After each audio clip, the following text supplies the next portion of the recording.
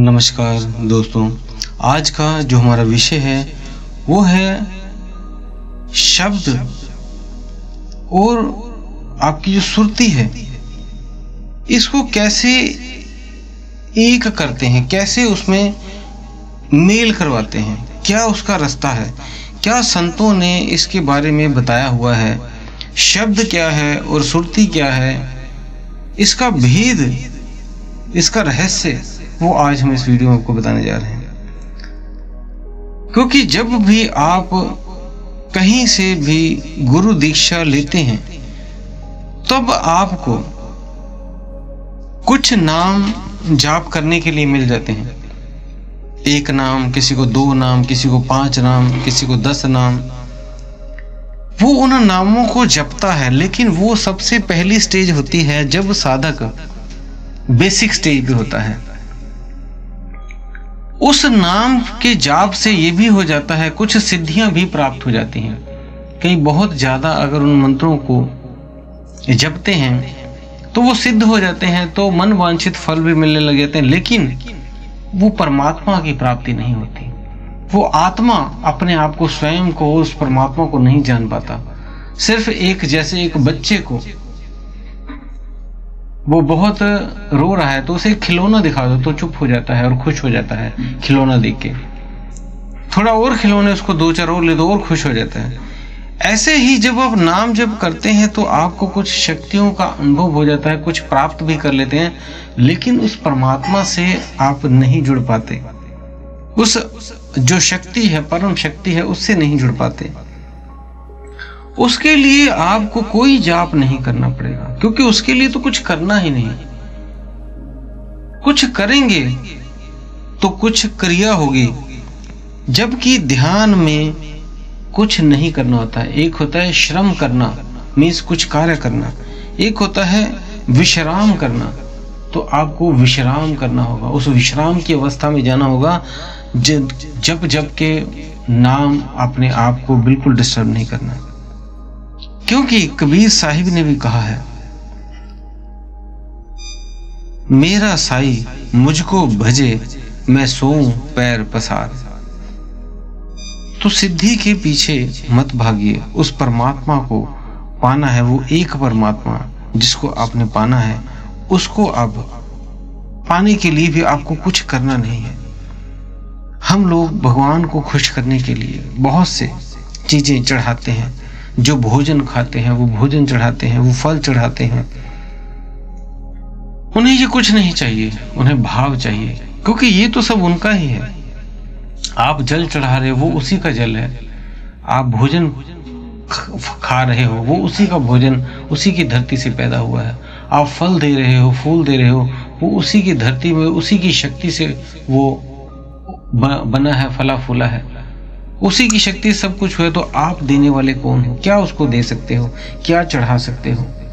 वो तो आप उसकी धरती से खुद लेके खाते हो। उसका वही वो प्रसाद है, वही उसका वरदान है, वही उसकी जो आपको जीवन दायिनी शक्ति है जो आपको खाने से मिलती है। उसी का आप पानी पीते हो। आप क्या उसको चढ़ाते हो? परमात्मा सर्वव्याप्त है, उसे आप कुछ नहीं दे सकते। आप उससे सिर्फ ले सकते हो, कुछ दे नहीं सकते। हम लोग मंदिर जाते हैं, वहां पे हमें सिखा दिया जाता है कि आप व्रत रखो। सोमवार का व्रत अलग भगवान का, मंगलवार का अलग भगवान का, बुधवार को अलग भगवान का, वीरवार का किसी और भगवान का, शुक्रवार को किसी और भगवान का। हम उन व्रतों में ही गुम हो जाते हैं। उन व्रतों को रख कर सोचते हैं कि उस परमात्मा को पालेंगे, जबकि किसी भगवान को आपके व्रत की जरूरत नहीं है। आप अपने वो शरीरिक के लिए व्रत रख सकते हो, अन्यथा उस व्रत का कोई फायदा नहीं।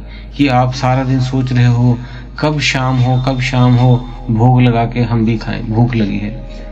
तो आपके भीतर अगर वो भूख लगी है तो वो चक्र, वो देवता वहां पे भूखे बैठे हैं, वो नाराज हो रहे हैं आपको लगता है शायद ये व्रत से ही कुछ हो रहा हो।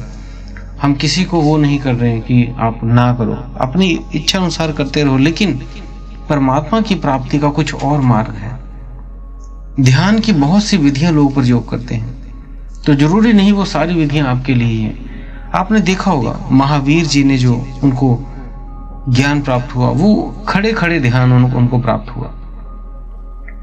अब मुस्लिम जो लोग हैं वो ध्यान प्राप्त करने के लिए पैरों को मोड़ कर बैठते हैं और वहां उस विधि से उन्हें लगता है कि वो भगवान को प्राप्त कर पाएंगे। कुछ लोग चौकड़ी मार के ध्यान करते हैं, हिंदू सिख, कि ऐसे बैठने से ही परमात्मा मिलता है।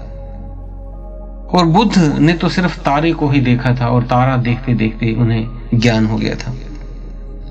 तो ये अलग अलग सभी के लिए अलग अलग विधियां हैं, लेकिन इनसे ये बात कुछ और है और आपको जो शब्द को सूरत में मिलाना है वो कुछ और बात है। आपने अनुभव करना है तो आपको खुद करना होगा। लोगों से सुना सुनाया अनुभव आपको सिर्फ इंफॉर्मेशन ही दे सकता है।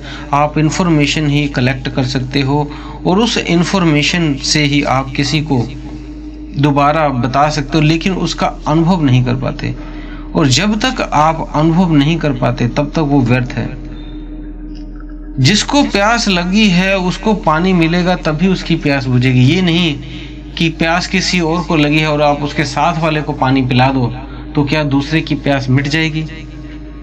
तो कोई व्यक्ति को भूख लगी है, उसको खाना खिलाने के बजाय दूसरे को खिला दिया तो क्या वो उसे देख के अपनी प्यास को, भूख को बुझा सकता है कि वो दूसरा बंदा खा रहा है? नहीं। जिसे भूख लगी है वो ही खाएगा, उसी का उसको उसके पेट में जाएगा। इसी तरह जो ये शब्द को सूरत में हम एक करते हैं वो वही कर सकता है, वही करेगा और उसी को अनुभव होगा। किसी दूसरे के अनुभव उसके लिए तो एक तरह से एक और अपने ऊपर विचारधारा लादनी है। जैसे आपको सोने के लिए कुछ करना नहीं पड़ता, आप लेट जाते हो और शांत हो जाते हो और सो जाते हो। ऐसे ही ध्यान के लिए कुछ करना नहीं है, बस बैठ जाना है, अपने आप घटना घट जाएगी। घड़ा आप क्या करते हो, कुछ जाप या कुछ और करते रहते हो और परमात्मा को प्राप्ति का सोचते रहते हो, नहीं होगा। आपने समझो घड़ा उल्टा कर लिया है, घड़े को सीधा कर लो तो अगर आकाश से बारिश की बूंद गिरेगी तो उस घड़े में आएगी। इसी तरह आप भी अपना घड़ा ध्यान का खोल लो, तब उसमें कुछ आएगा। अगर कुछ भर के पहले बैठे रहोगे तो कुछ उसमें प्रवेश नहीं कर पाएगा। तो कर्तापन को छोड़ दो, विश्राम में आ जाओ, शांत होके बैठ जाओ, कुछ भी नहीं करना, यही ध्यान है। जैसे एक व्यक्ति ने ऊपर एक बोरा बांध रखा था और छत पे 2 मंजिला ऊपर चढ़ा हुआ था। वो कह रहा था इसको फेंकना है मैंने नीचे, लेकिन हाथ में पकड़े बैठा है। क्या वो नीचे अपने आप गिरेगा? नहीं, जब तक वो फेंकेगा नहीं तब तक वो नीचे नहीं गिरेगा। ऐसे ही आप अपने आप को कर्ता भाव में बैठे हुए हो, मैं करता हूँ, मैं ध्यान करता हूँ, मैं ये करता हूँ, तब तक आप उस ध्यान में उतर नहीं पाओगे। जब तक आप कुछ नहीं करोगे तभी वो घटना घटेगी। सोने के लिए जैसे कुछ नहीं किया, ऐसे ध्यान के लिए भी कुछ नहीं करना है। ना शरीर को हिलाना है और ना ही अपने मन के विचारों को हिलाना है। कुछ शब्द नहीं बोलना है, बस मौन हो जाओ, शांत हो जाओ। कोई विचार आता है आने दो, क्योंकि आज के विचार ही यही अप्सराएं हैं। जब आप ध्यान में बैठते हो तो बहुत सारी अप्सराएं विचार बन के आती हैं, ये काम कर लो, वो काम कर लो, ऐसा कर लो, वैसा कर लो, और आप उठ के काम करने के लिए लग जाते हो। आपकी वो तपस्या भंग हो जाती है। विचारों में आपके ये रंभा जो उर्वशी मेनका, अब ये आने की बजाय विचार बन के आती हैं और आपका ध्यान भंग कर देती हैं आराम से। तो इससे आपको आता है कोई आने दो, उसमें उलझो मत। सभी को कहो शांत हो जाओ, साइड हो जाओ, बाद में देखेंगे। हर चीज को साइड कर दो। कोई भी काम करना है, ऐसा करना वैसा करना, शांत कर दो, बाद में करेंगे। जब आप ऐसा कहेंगे तो आप एक भीतर शांति घटनी शुरू हो जाएगी। बस बैठ जाओ, सब होने दो, कुछ नहीं करना है और ध्यान घटित होना शुरू हो जाएगा, घट जाएगा अपने आप। इसको कुछ करना नहीं है, अपने आप घटता है। तो दोस्तों, इस तरह से आपकी वो सूरत जो शब्द है वो ऑटोमेटिक सुरती में मिल जाती है। मीन्स आपकी आत्मा जो है वो शब्द और वो सुरती परमात्मा उसमें एक हो जाती है, तो फिर सारा कुछ एक ही हो जाता है। तो उम्मीद है दोस्तों दी हुई जानकारी से आप संतुष्ट होंगे। फिर भी आपका कोई प्रश्न होता है तो आप हमें कमेंट बॉक्स में लिख सकते हैं। और अगर आप हमारे चैनल पर नए हैं तो चैनल को सब्सक्राइब करके बेल बटन को दबा लें। इसी के साथ आप सभी से हम विदा लेते हैं। धन्यवाद।